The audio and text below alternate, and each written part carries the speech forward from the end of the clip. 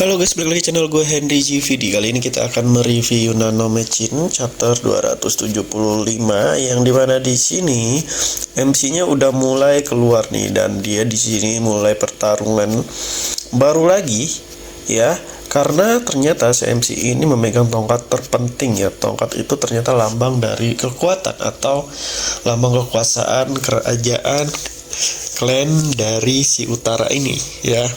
Makanya pada ngerebutin pada kayak rame tuh ya, yang satu pemimpinnya, yang satunya pewarisnya juga pengen ngedapetin tongkat tersebut yang dipegang oleh MC. Nah, makanya si pemimpin ini ya, si omnya lah ya, ini rela tunduk ya apapun demi ngedapetin tongkat tersebut, karena tongkat itu tuh lambang guys, lambangnya dari kerajaannya. Jadi semua orang tuh kayak ngakuin lah, nggak ada yang bisa kayak nurun tata ya kan, karena dia udah megang tongkat tersebut.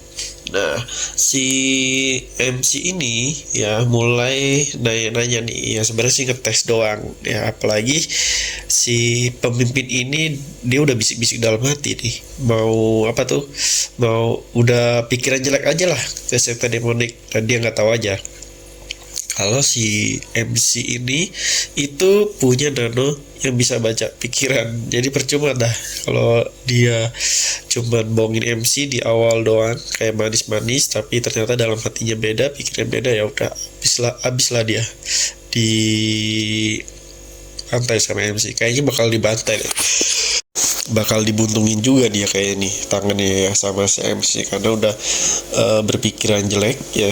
Apalagi dia pernah ngomong kalau dia bakal ngebantai sekte demonik ya kan, udah bakal nggak akan dikasih kesempatan, karena tahu sendiri MC itu nggak mau kasih kesempatan sama satu orang yang udah berpikir jelek, karena takutnya nanti di masa depan bisa menjadi penghalang ya, bisa menjadi sebuah pengkhianat untuk sekte demonik. Apalagi dia udah pernah kerjasama sama Sigblade ya, dan di dalam semua itu ternyata dia ini pemimpinnya yang ngebawa Sigblade ini ke kerajaan utara ya, yang sebenarnya Sigblade itu musuh bebuyutannya MC. Ya udah, gak mungkin dimaafin sama si MC, kalau dibantai abis di sini ya. Ternyata tongkatnya ini guys dari serpian batu meteor ya, batu meteor.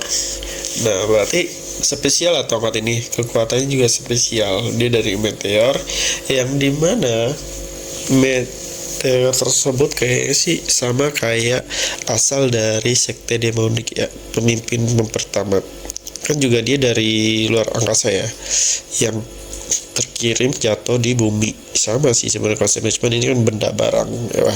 Kalau emang pengen ceritanya dipanjangin sama penulisnya tentang meteor bisa aja, tapi kayaknya mungkin nggak ada jarang ya senjata-senjata. Soalnya gue pernah baca kayak manual-manual lain tuh ada tuh yang senjata pedangnya dari meteor dari luar angkasa juga, cuman ya gitu aja, nggak diperpanjang aja ceritanya untuk senjata sendiri, karena emang fokusnya ke MC. Ada juga beberapa yang fokus kayak gitu juga, tapi nggak banyak ya.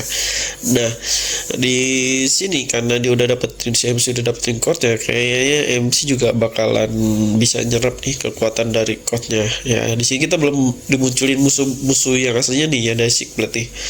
Apakah si MC bakalan ketemu Sigblade di sini? Sigblade bakal muncul ketika nanti si pemimpin utara itu mau dibantai sama MC, mungkin muncul ya buat ngerebut si chordnya si MC itu ya. Tapi kalau kita lihat ini plot armor untuk MC-nya sendiri juga gede ya.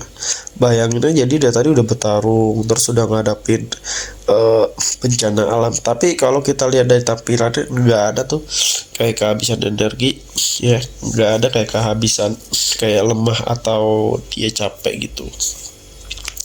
Plot armornya aja gede banget di sini dikasih sama Potis. Jadi kemungkinan untuk kalah dia di sini pun juga kecil banget ya, 1 banding berapa ya, kecuali kalau pemimpin Sigblade muncul tuh ya, sebelum dia nyerap ya, nyerap chord dari Dragon Turtle ya. Kalau dia udah nyerap ya kemungkinan bisa menang 99%. ya 58%. Tapi kalau dia datang di sebelum diserap udah bakalan seru nih, apalagi kekurangannya MC ini belum istirahat dari tadi ya, dari tadi ngeluarin kekuatannya mulu tuh ya kan.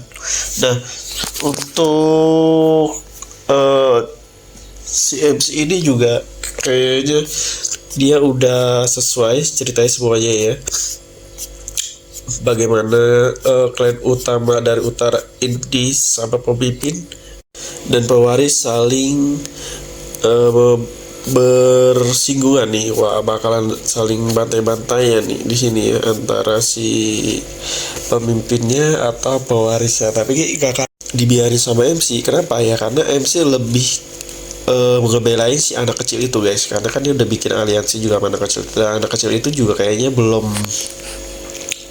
ada pemberontakan, dia juga nggak ada keinginan untuk berontak ya, tujuannya cuman ingin hidup damai kerajaannya, jadi nggak mau ada selisihan lah. Beda ya sama pemimpin yang sekarang yang emang berambisi kayak kekuatan, mungkin pengen nguasain beberapa benua ya. Nah sedangkan kalau yang si anak kecil ini emang pewarisnya itu nggak mau gitu, nggak mau ada masalah di luar utara klan, jadi dia lebih fokus untuk kerajaannya ya. Apalagi sekarang kerajaannya hancur setengah gara-gara si Dragon Turtle ya. Banyak apa ya namanya, istananya dia juga pada hancur kalau kita lihat di chapter beberapa ya kan. Jadi lebih fokus ke situ lah dia, jadi lebih cocok jadi raja gitu dibandingkan pemimpin yang sekarang. Kenapa? Ya pemimpin sekarang tuh lebih berambisius, kayak kepemimpin ketua Sigblad itu berbahaya buat sekte demonik. Apalagi kalau si Chenmo ini bisa kalau ke masa depan kan dia nggak tahu ya, kapan baliknya ya, kapan baliknya.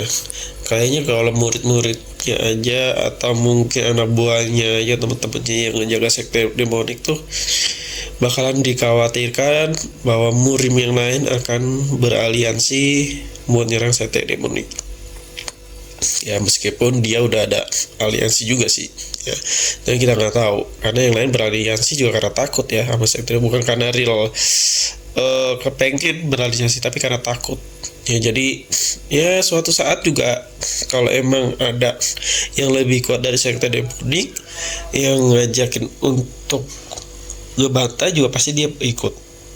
Oke. Mungkin cukup sampai sini.